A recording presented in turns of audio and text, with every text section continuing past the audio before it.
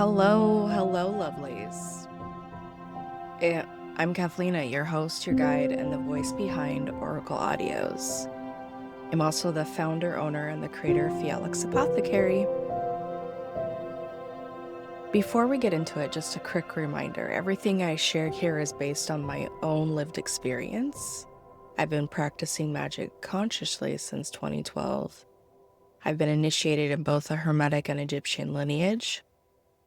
My work pulls from Kabbalah, ritual magic, conjure, and folk traditions across cultures. I am a walker between worlds, and I help build bridges for people to find their ways back to themselves. I'm also autistic and ADHD. So if the way I structure things feels just a little different, a little non-linear, it's the way my brain works.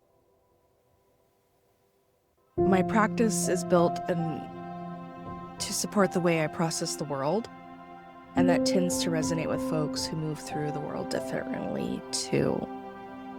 This podcast is part of my Patreon, where I share deeper layers of what I'm working through and offer support for folks doing their own spiritual work. Whether you've been here a while or you're new, just checking me out, I want to say thank you for listening. And so let's get into it. This Oracle audio for the Alchemy teachings, it's for the week of July 6th through the 12th. Title, the framework is When Your Foundation is Tired, but the Spirit Still Glows. The tarot deck that I pulled from is the Rider-Waite tarot deck. The cards pulled: Page of Pentacles reversed, the Star upright, the Nine of Wands reversed.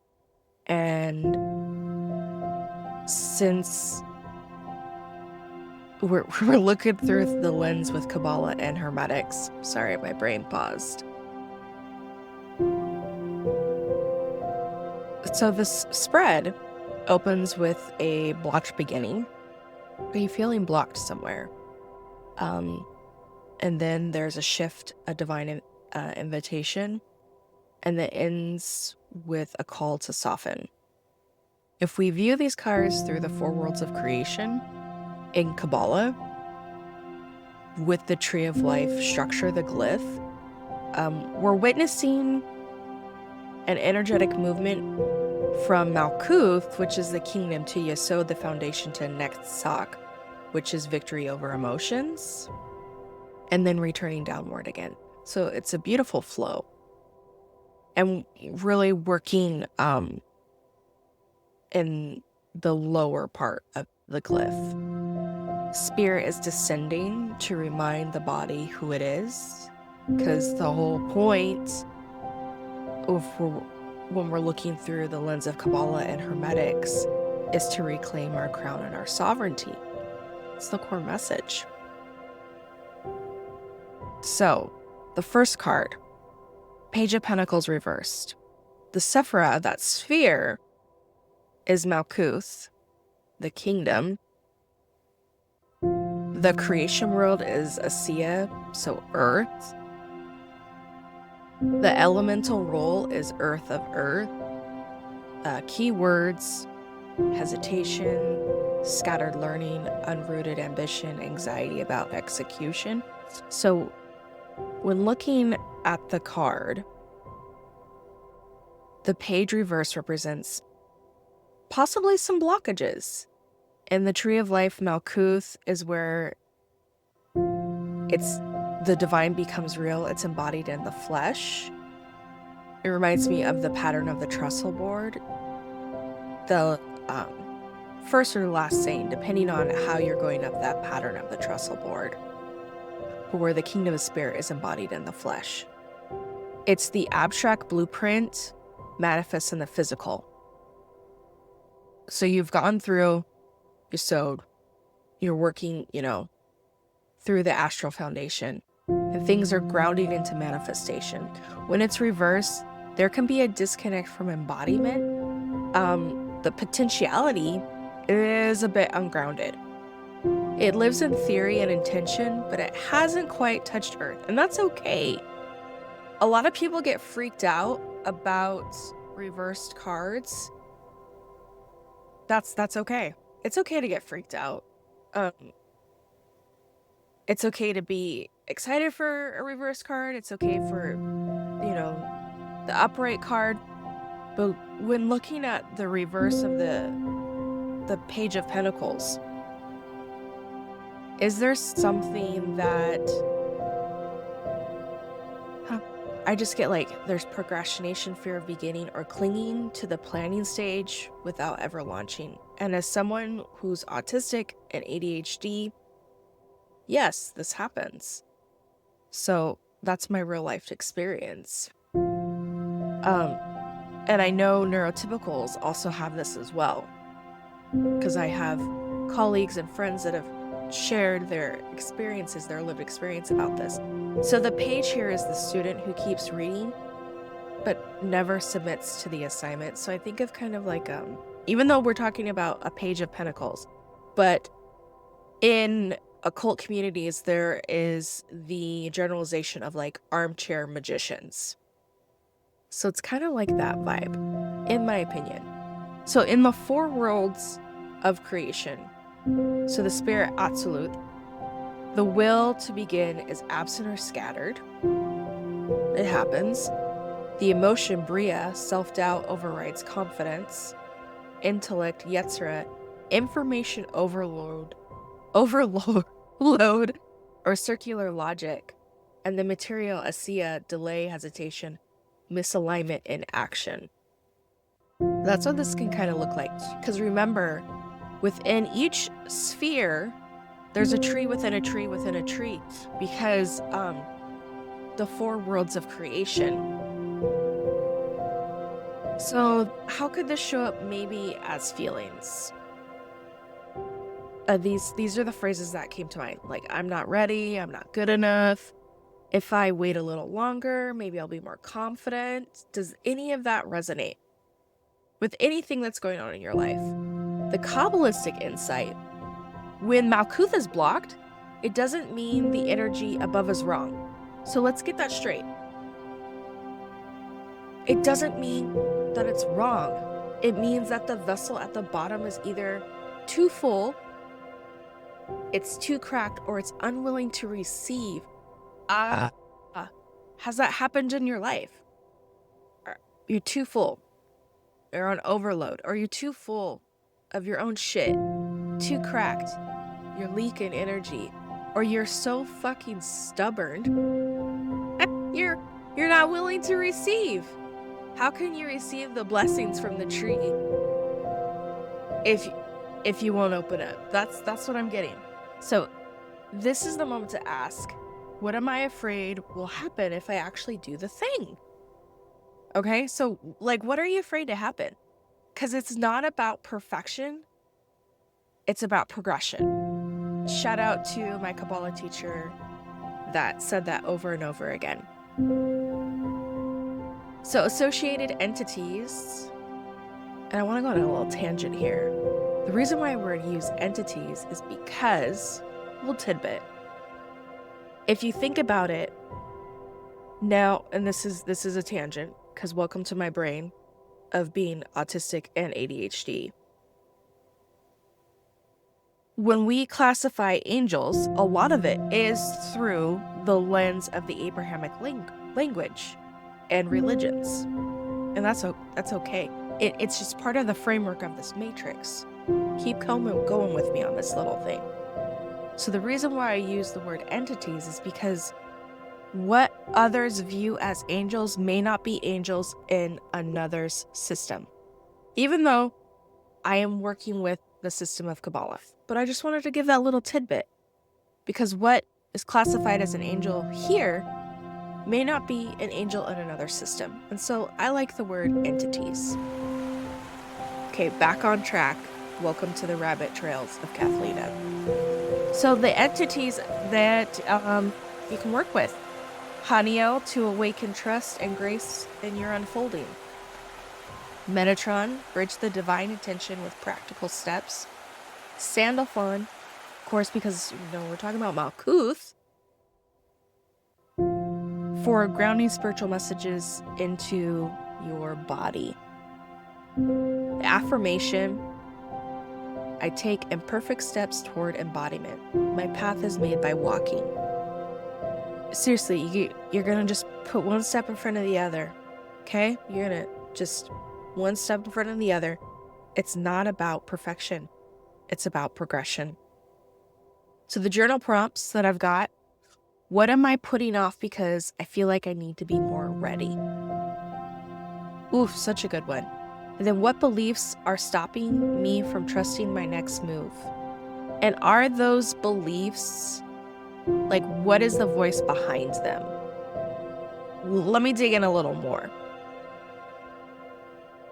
Are they external? Are there fucking people that are trying to shit on you?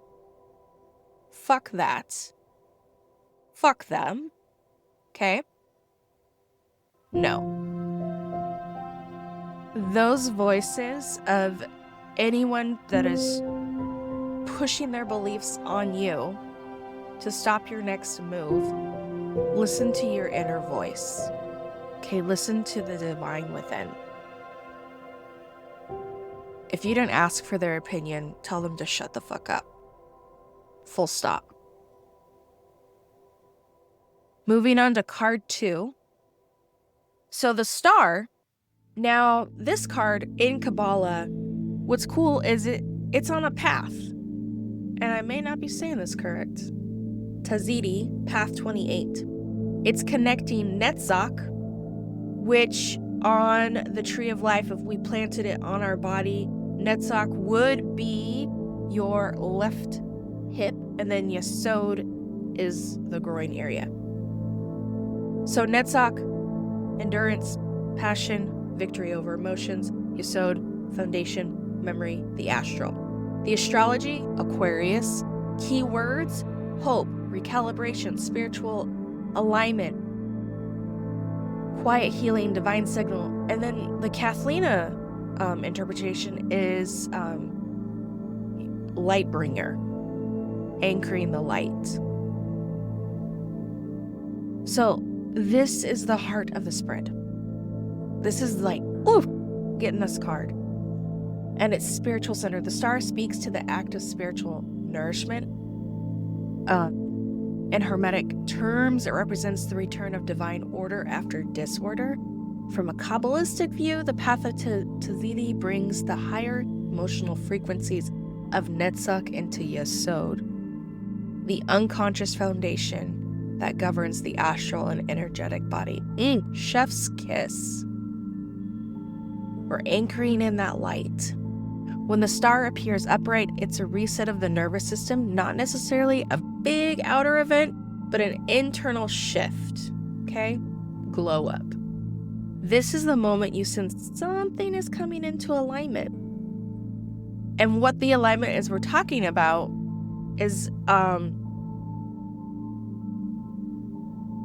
in my experience, it's when you're working the energies from the higher realms, from the supernals, really just getting that flow in. Also from your HGA, as they call it, your holy guardian angel. And actualizing your highest divine self into the physical, the Adam Kadmon. So, just like, again, we talked about last week where it's moving that compass on your boat so that you're on the path. This is the moment you sense something is coming into alignment, even if it hasn't reached the surface yet, and are no longer carrying things alone. So just that divine support. And it can also mean, like, I get, like, not just from your HGA and from your highest divine self, but like your monad. So in the 4 worlds, spirit absolute, divine downloads, an invitation to remember your role in the larger web. Okay? We're talking about the big fucking picture here. And bridging that into, because we have the Page of Pentacles, bridging it into Malkuth. So, emotion, Bria, peace returning after inner chaos. We could all use that. In this day and age, what's going on, especially with where I live, And the EU, well, are we a United States? Not really. We're not united. In America, North America, in what is known as the United States. So returning peace after inner chaos, as within, so without, as above, so below. And then the intellect Yetzirah, so insight with clarity without analysis. Material Asiya, subtle signs and synchronicities, not dramatic changes, but these small synchronicities, when they pile up, can snowball into big changes. So as a feeling, I believe again, there's something bigger guiding me. I can trust the process. Kabbalistic insight, Netzach is where desire meets resistance. Yesod is where desire becomes form. The star is the star on this path invites you to surrender the fight, not to give up, but to receive. Again, what does it mean to receive? Okay? And this ties directly into the Page of Pentacles reversed when having possible difficulty receiving. What the fuck are you having difficulty receiving? And that's okay. Just what is it?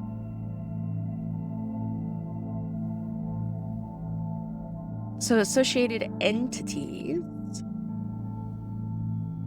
We got Raphael for healing and integration.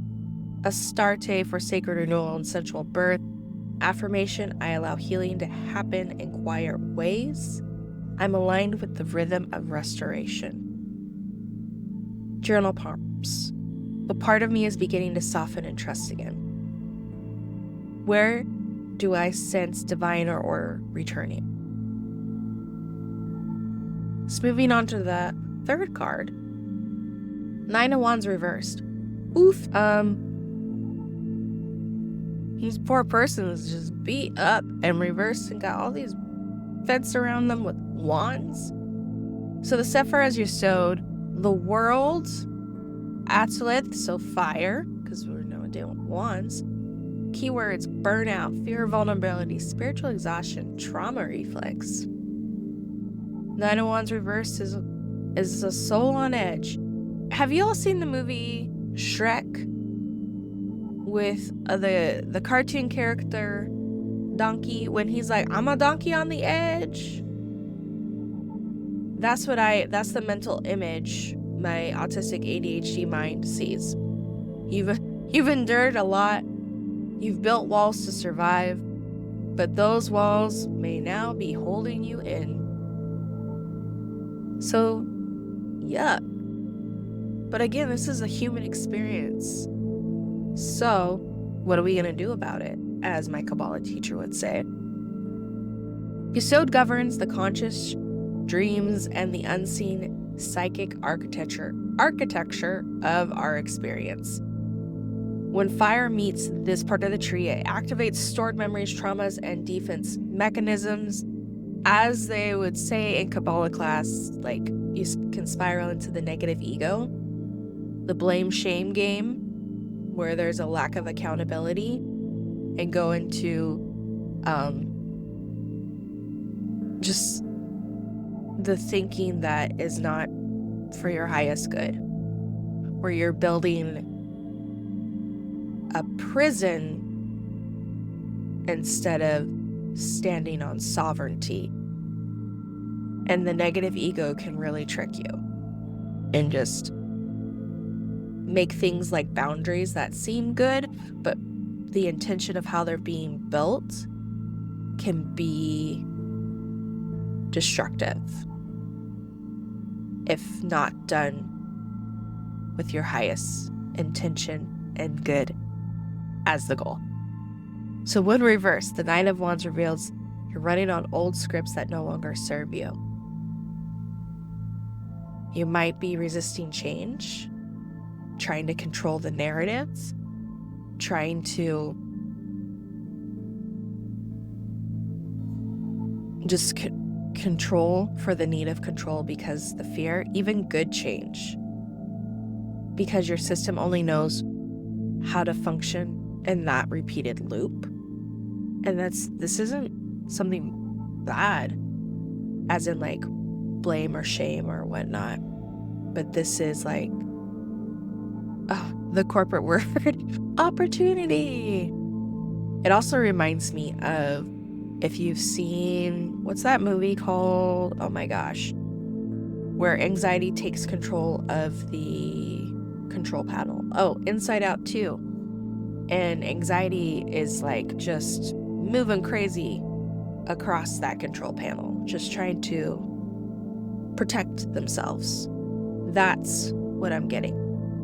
That's what I'm seeing. So in the 4 worlds of creation, for the spirit, got burnout from spiritual overexertion, emotion, unresolved grief or fear manifesting as vigilance, intellect, defensive thinking and mistrust, material, physical fatigue or overworking.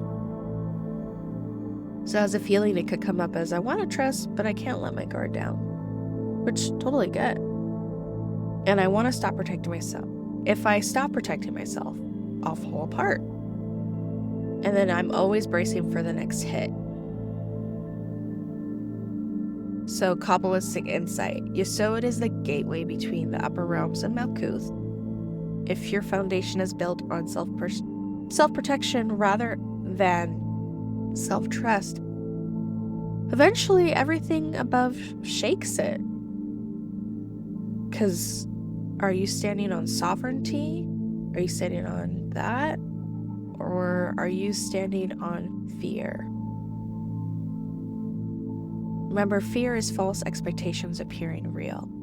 And they were built because at some point in the journey of you being on this planet, you were hurt and someone failed you, or you failed yourself. Just depends. But false expectations appearing real. Yeah. So this week, investigate where you're still living by survival rules that no longer apply. Associated entities that can help for guidance at the threshold of sovereignty and shadow, and Cassiel to create space and resilience without collapse. Affirmation. Is it safe to release the armor? My strength is found in conscious surrender. Sorry, I misspoke. It's the affirmation is, it is safe to release the armor. My strength is found in conscious surrender. So journal prompts. What am I still bracing for? What could I allow myself to receive if I no longer needed to be so guarded? All right, so closing it together, these 3 cards show descent of spirit into body and some repair. This is a week to just show up for yourself. It's a week to remember what you've come so far, what you're healing from, and who you are, and to receive, and to remember that you're divine. To look at your foundation. If it feels shaky, that's okay. If the vision, the goal feels far off, again, that's okay. If you feel guarded, it's okay. These are opportunities. These are energies. These are portals for you to look at different things, different facets of your life if you want to. Let it all speak. Look at it. Let the parts of yourself that are resistant and being stinkers soften. Transformation happens when we're ready to look in the mirror and look at the reflection and look at the content. Okay? The content that is there. And it begins by just showing up and giving yourself permission to not be okay. Giving yourself permission to just be. Nobody's perfect. Okay? Everybody's gone through feeling fear, feeling that their foundation is crapola, or that the vision of what they want is so far off, or wanting to brace for impact for shit that's gonna hit the fan. Okay? You are not alone. And if things get real serious, there's this awesome thing called therapy. If you are able to reach out to a licensed mental health practitioner to get some help with whatever's going on in your life, do it. I'm a huge proponent of therapy. Okay? Affirmations that we have. I allow divine timing to move through me. I take one small step, sacred, at a time. Sorry, I misspoke. I take one small sacred step at a time. My healing is unfolding. My healing is unfolding. I really like that one. I release control without losing my direction. I am the vessel. I am the vessel. Remember, all the potentiality exists. All that ever was or will be is here now. You are the vessel that it flows through, okay? All right, so astrological energy that we are working with. We have Mercury Retrograde starting. Dun, dun, dun. It starts... What is it? It starts July 17th and goes through August 11th. And it's Mercury Retrograde in Leo. Okay? So right now we're in the pre-shadow, which means we're already feeling this energy. You're just getting tastes of it. Mercury rules communication, travel, contracts, and mental processing. In Leo, Mercury is expressive, bold, and focused on identity and visibility. But during retrograde, this can twist into miscommunication, ego reactions, or misunderstandings about how we're seen. If you find yourself rereading texts, questioning your messages, or doubting how you show up, it's not weakness. I'd say it's just awareness. Just be cognizant. I love that word. Retrogrades aren't here to punish. I think of them as it's helping us to refine and reframe. And it's a form of alchemy as we're in this matrix. So how to work with the energy: revisit old creative projects or passion pursuits. Reflect on how you present yourself publicly and privately. Slow down your speech. Pause before reacting. Oh, that one's so good. Basically, just be less reactive and look at the content of the message. Okay? Ask yourself, am I expressing truth or am I protecting my image? And then, we can ramble on about projections. So use this time to edit. Possibly not do any launches, but you know what? If you got stuff you want to launch it. Just look at stuff over and over again. And if you're using planetary timing, can launch on, depending on what you're launching, but Thursdays, Fridays, and then you got Sundays and Mondays. Planetary thing. We could talk on another podcast. Let your voice be a mirror. No. And then we have, on July 10th, full moon in Capricorn. I know some Capricorns in my life. Shout out to the Capricorns. Capricorn is ruled by Saturn. Everybody's so scared of Saturn. I get it. But Saturn is good. So structure, responsibility, and long-term legacy. This full moon is inviting a mature release, not just a letting go, but letting go with accountability. Okay? It's time to ask yourself, what structures in my life no longer support who I'm becoming? Where have I taken on roles or obligations out of guilt but not alignment? And how can I lead myself differently? So a couple ideas. So write out your responsibilities that feel heavy or outdated, and then do some fire magic and burn them. Do a grounding meditation and connect with your bones. Light a candle to absorb, dense, or return to your center. So you can do a cord cutting candle I've got from my shop, or just light a black gray candle or any candle. Candle magic is awesome. And then from my shop, I just want to let you know, if you didn't know, I've got an occult shop. And I'm also making guided meditations. You'll see them on my Patreon and on my YouTube. I do all sorts of stuff. I'm not in just one thing, because I've got ADHD and autism, so I'm all about magical stuff.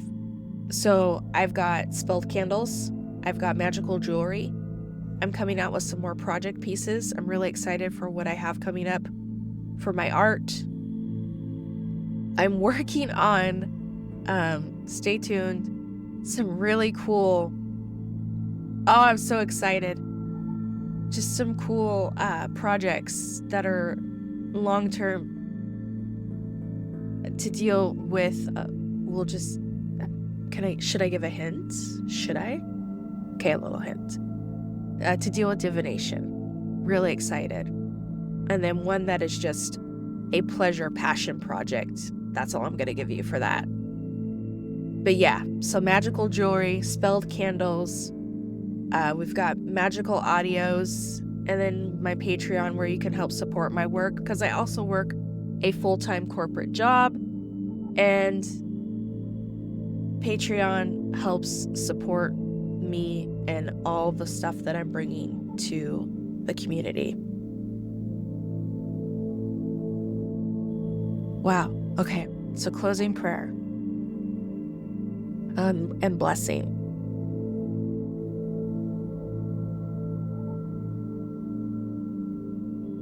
This is for your sovereignty, your dignity, and just being present.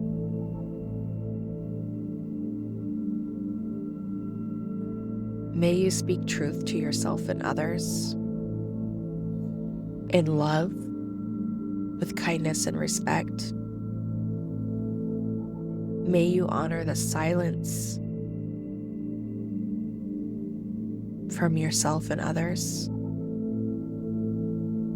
May you look at the context of the words of others and yourself and let it echo with meaning. May you treat yourself and others like the royalty you are because of your essence. May you honor people's no and your no, and people's yes and their yes. When you look at yourself in the mirror and you look at others, may you see divine and divinity. And your life is an altar where integrity lights every flame. And when you speak prior to that, may you ask yourself, is it necessary? Is it good? Does it bring joy?